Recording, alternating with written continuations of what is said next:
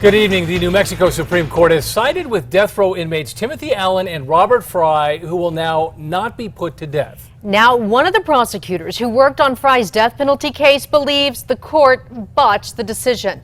News 13's Chris McKee spoke to that prosecutor today. Chris? Yes, indeed. The prosecutor, SUTTLE, fought to uphold Robert Fry's death penalty conviction in 2005, and he won. He thinks the latest overturning may violate the state's constitution. The point is, this was the law at the time he committed this crime. A former prosecutor who worked to keep convicted killer Robert Fry on death row, SUTTLE, is reacting to the New Mexico Supreme Court's decision to vacate the death sentences of Robert Fry and Timothy Allen. I've never been a huge proponent of the death penalty, but I have been a huge proponent of enforcing the laws that are enacted by the people's legislators.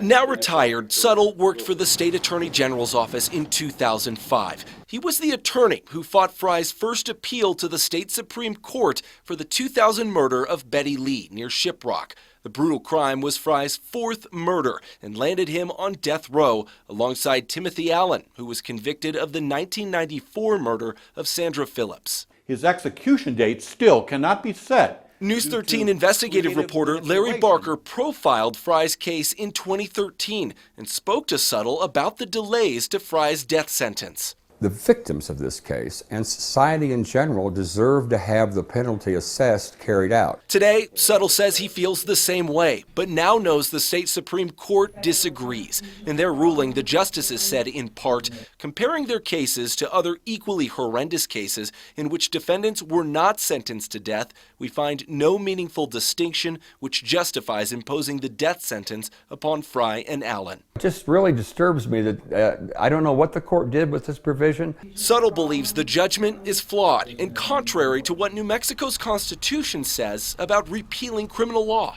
If you were committed a crime, convicted and sentenced, even if that crime goes away, you can't benefit from that repeal. The court's final vote was split, 3 votes to vacate the death penalty sentences to 2 against. 2 of the 3 justices who voted for this are actually now retired, but they heard the case when they were still on the bench. Dean? All right, Chris, thank you.